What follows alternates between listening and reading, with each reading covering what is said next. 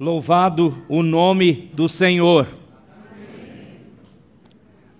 Talvez alguns entre nós possam achar, que bonitas vozes, que lindo coral. Nós precisamos dizer que é muito mais do que isso. A nossa alegria é porque o Deus eterno se tornou um de nós, é isso que significa o nome Emanuel. E ele veio exclusivamente salvar pessoas que estavam condenadas pelos seus pecados, isto é, pessoas de toda a tribo, língua e nação, seres humanos como eu e você. E evidentemente isso não é só lembrado no Natal. Todos os dias é uma realidade maravilhosa saber que Deus está nos dando mais um dia de vida para podermos conhecê-lo mais, servi-lo mais, termos a certeza da salvação. Por isso que nesse momento eu quero ir para a palavra do Senhor pregada. Abra comigo no Evangelho de João, no capítulo 6.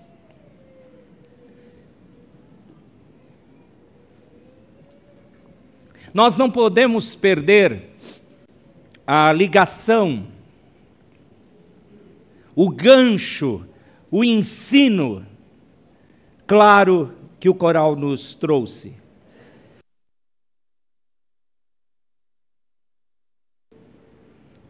Evangelho de João, capítulo 6, de manhã nós lemos um trecho deste, que é um longo capítulo no Evangelho de João, e eu gostaria que você fosse para a parte final, brevemente comigo. A partir do verso 60, para você entender o contexto.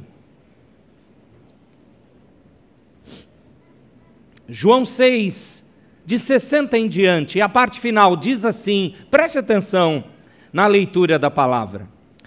João 6, versos 60 em diante. Muitos dos seus discípulos de Jesus, tendo ouvido tais palavras, disseram, duro é esse discurso, quem o pode ouvir? Mas Jesus, sabendo por si mesmo que eles murmuravam a respeito das suas palavras, interpelou-os. Isto vos escandaliza? Que será, pois, se virdes o Filho do Homem subir para o lugar onde primeiro estava? O Espírito é o que vivifica, a carne para nada aproveita. As palavras que eu vos tenho dito são Espírito e são vida. Contudo, há descrentes entre vós. Pois Jesus sabia desde o princípio quais eram os que não criam e quem o havia de trair. E prosseguiu, presta atenção agora. Por causa disso é que vos tenho dito, e realmente ele já havia repetido isso no início desse capítulo, pelo menos mais 2 vezes, e pela terceira vez ele fala, ninguém poderá vir a mim, se pelo Pai não lhe for concedido. À vista disso, muitos dos seus discípulos o abandonaram e já não andavam com ele. Primeiro ficaram escandalizados no verso 60. Que isso? Que palavras são essas? Na verdade, todo o início do capítulo, o Senhor Jesus falou assim, eu sou o pão da vida, eu sou melhor que Moisés, eu sou Deus, eu sou aquele que veio salvá-los, eu dou o verdadeiro pão. Vocês precisam comer da minha carne e beber do meu sangue. Eles ficaram escandalizados. Não, que coisa é essa? E depois dele repetir, ninguém poderá vir a mim, se pelo Pai não lhe for concedido, muitos, não poucos, muitos dos seus discípulos o abandonaram e já não andavam com ele. Verso 67, acompanhe. Então perguntou Jesus aos 12, aí ele olhou para os apóstolos, ele olhou para aqueles que ele separou de maneira especial. Porventura, quereis também vós outros retirar-vos? A pergunta do Senhor Jesus aqui não é uma pergunta do tipo, vocês não vão me abandonar, não é? Por favor, hein? Vocês vão me deixar? Não há dúvida, não há insegurança, não há medo. O Senhor Jesus está dizendo assim, e vocês? Vocês também vão seguir o seu orgulho? Não vão querer entender que se o Pai não tocar em seus corações, vocês não têm capacidade de salvação? O Emanuel está aqui, Deus está com vocês, e se Deus não tocar o coração de vocês, todos perecerão. Vocês acham que vocês têm condição de alcançar ou satisfazer as exigências de Deus? Portanto, vocês também vão ficar escandalizados se não depender de mim, pela ação do Pai, ninguém é salvo. Não está em vocês. Nenhum ser humano é bom. Todos pecaram, precisam da graça e da glória de Deus. Não há outro caminho para poder pessoas serem redimidas, moldadas, transformadas. Não há como viciados largarem os seus vícios, pecadores deixarem de pecar e amarem o que Deus ama para odiar o que Deus odeia, a não ser por uma única razão e de uma única forma. O Deus eterno conduzir você ao Senhor Jesus. É nesse tom que ele está falando com os apóstolos. Vocês também vão embora? Preste atenção. Verso 68 e 69. Eu posso pedir para a igreja ler comigo a uma só voz, bem forte. Verso 68 e 69, diz a Escritura: respondeu-lhe Simão Pedro: Senhor, para quem iremos? Tu tens as palavras da vida eterna, e nós temos crido e confessado. Isso, crido e conhecido, tu és o Santo de Deus. Pare aqui. A cantata aponta para o Emanuel. O texto é o próprio Emanuel dizendo: eu vim salvar, eu vim me tornar um com vocês. Por isso, aquilo que eu falei de manhã, aquela união mística, por isso que quando lembramos da participação da ceia, o pão representando o corpo, o sangue, o cálice representando o sangue do Senhor, é a nossa unidade, é dizermos: precisamos de Ti. Aprenda uma coisa, em nome de Jesus: nenhuma religiosidade humana agrada a Deus por si só. Nenhuma.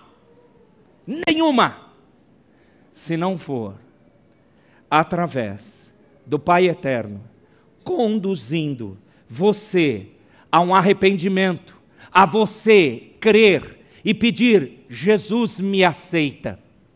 Jesus, eu estou vendo que eu não consigo me mudar, eu não consigo alterar a minha vida, eu continuo sendo o centro, eu sou egoísta, eu sou mau, eu finjo ser algo bom, mas é só as coisas saírem do meu controle e aí vem a realidade da minha ira, do meu pecado. Eu preciso do Senhor. Sabe quem convence a gente disso? É o próprio Pai, com a ação do seu Santo Espírito, nos levando a crer em Jesus. Jesus está dizendo isso. Mas, incrivelmente, amados, todo esse trecho, exatamente do verso 60 até o 71, nós paramos no 69, todo esse trecho é um registro da reação daqueles que estavam seguindo Jesus. Além dos apóstolos, multidões seguiam a Jesus nesse ministério terreno dele. E sabe qual foi a reação aqui registrada? A reação ao sermão dele, falando que ele é o pão que desceu do céu, ele é o pão que dá a vida. E a resposta da multidão, que foi manifestada no capítulo 5, a resposta dos seus seguidores aqui da Galileia, onde ele está é a região da Galileia, Cafarnaum, registrado aqui no capítulo 6, a resposta de muitos dos seus discípulos foi: não crer, incredulidade, rejeição ao Messias, que veio salvar pecadores. Nessa noite, você é daqueles que quer o Messias, clama para Ele te aceitar, ou você o rejeita? Você acha mesmo que você foi convidado para ouvir pessoas cantarem com vozes lindas, em tons distintos? É isso? Tonalidades diferentes? Você veio para um show de teatro? Não, o Senhor trouxe você para reanimar o seu coração, para lhe dar clareza de que, infelizmente, nessa situação, discípulos rejeitaram o Senhor. E, evidentemente, eles ficaram chocados, porque somente o Salvador tem essas palavras, as palavras de vida eterna. Só o Senhor Jesus salva. E Ele salva através do seu arrependimento. Quando o Pai toma você e entrega ao Filho. Sabe, a nossa tristeza, revolta ou amargura é porque nós nos achamos bons, mas nós não somos nunca suficientes. Sabe como você descobre isso? quando de repente um erro seu é descoberto e você dá desculpas para poder ou terceirizar a responsabilidade e nunca assumir, portanto, ou então você diz, não, as circunstâncias, não é? Você precisa entender o meu estado, a minha situação, o que eu estou passando. O ser humano é aquele que quer muito os louros da vitória, quer muito ser aceito, estar no topo, isso é, ser amado, querido, desejado. Ouvir das pessoas dizerem sobre o ser humano, você é indispensável, você é bom, você é completo. O Senhor Jesus foi o único que diz, a sua espiritualidade, a sua competência, o seu desejo de buscar a mim não é suficiente. Vocês não têm condição, e vocês só vão crer se o Pai entregar vocês a mim. Amados, a resposta de Pedro aqui é maravilhosa. Primeiro Pedro, no verso 68, ele diz, Senhor, para quem nós iremos? Que alternativa há, considerando que tu tens as palavras de vida eterna? E com certeza Pedro aqui prestou atenção no verso 63, quando Jesus disse que o Espírito é o que vivifica, a carne, isto é, a vontade das pessoas para nada aproveita, as palavras que eu vos tenho dito são Espírito e são vida. Só o Senhor pode, de moribundos pecadores, trazer a vida. Só o Senhor pode perdoar e nos moldar, porque a gente não consegue mudar nem hábitos errados. Nós precisamos da ação sobrenatural tua. Pedro foi usado pelo Santo Espírito para entender assim. E aí ele diz, nós cremos e nós sabemos. Sabe que palavras que Pedro usou? Ele usou de maneira perfeita, isto é, de uma forma em que a sua fala no original dava clareza perfeita. Temos fé verdadeira e conhecemos como seus discípulos reais que somos, que o Senhor é o Santo de Deus. Nós estamos declarando o que Deus fez em nós. Sim, mesmo você sabendo que mais à frente esse Pedro vai negar a Jesus e Jesus vai avisá-lo, mesmo você sabendo que os demais apóstolos, quando ele foi preso, o Senhor Jesus, e depois crucificado, todos eles sumiram e ficaram com medo e se esconderam. Mesmo assim, aquela semente da transformação de Cristo estava neles. Pedro está mostrando, nós temos convicção. O verbo crer, o verbo saber, são extremamente comuns aqui no Evangelho de João. João quer sempre dar essa clareza de que verdadeiramente, pela ação de Deus, nós podemos crer que Jesus veio salvar pecadores, veio nos dar vida eterna, para vivermos sem medo de nada, a não ser temer ao Senhor, vivermos com a capacidade de servirmos a Ele, e mesmo durante as lutas terrenas, confiarmos numa coisa só: quem é o Senhor? Quem comanda a minha vida?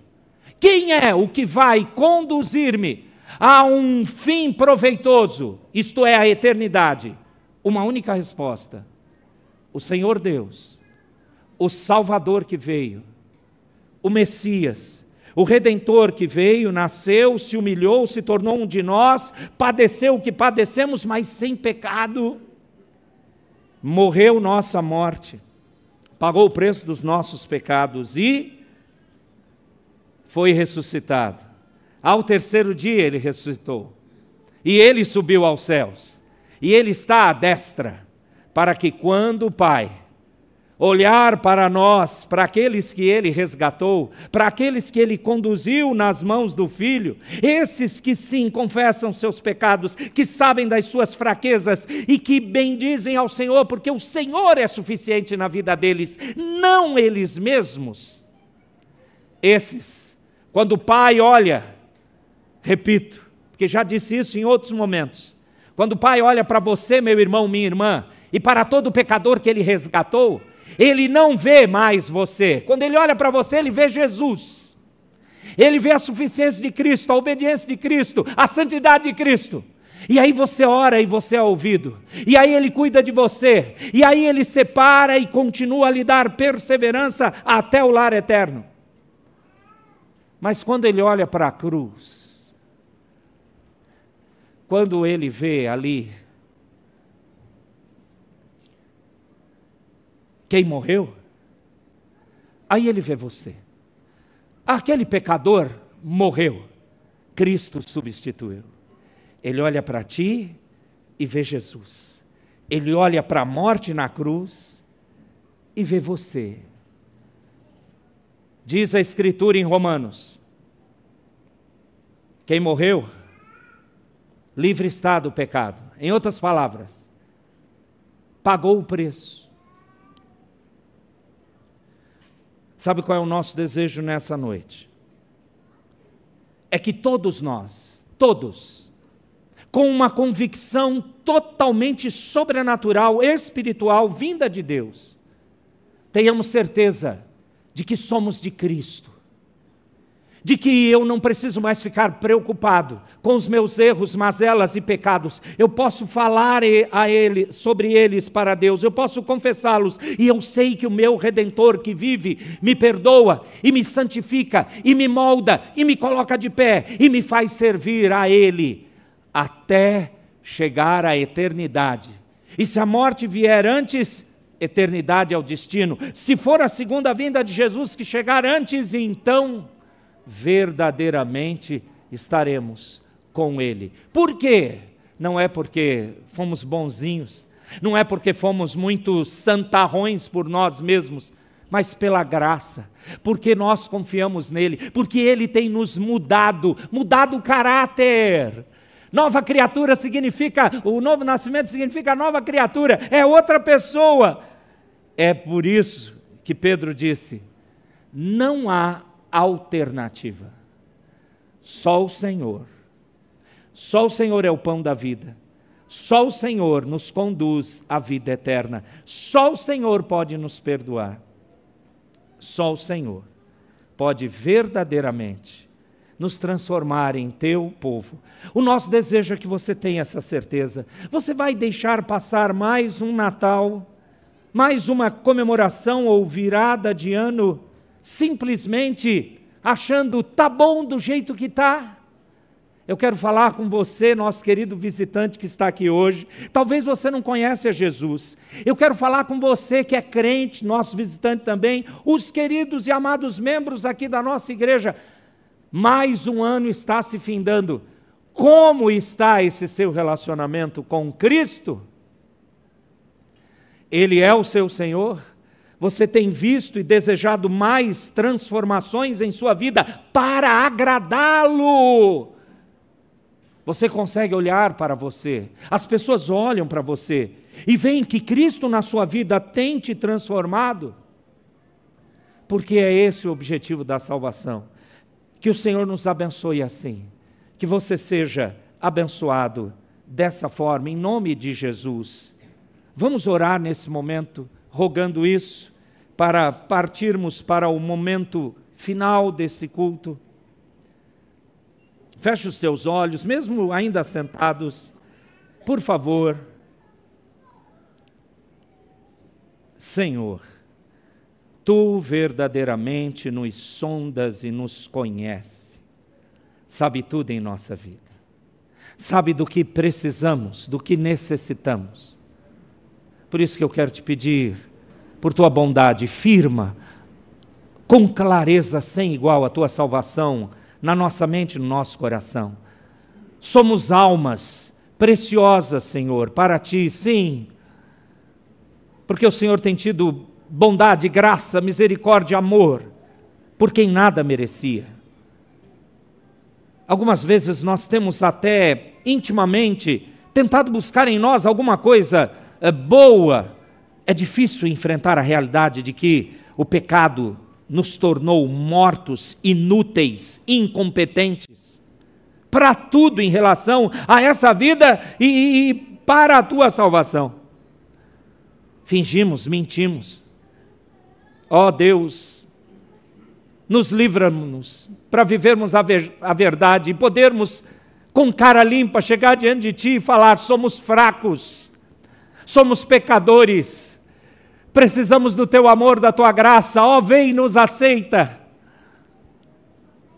Pelo poder do Pai eterno, na iluminação do Santo Espírito, ó Cristo bendito, nos salva. Só o Senhor pode fazer isso. Ó Deus maravilhoso, que haja essa certeza em nosso coração, que haja renovo espiritual na nossa mente, que haja quebrantamento para vivermos a verdade maravilhosa de que o Senhor salva pecadores.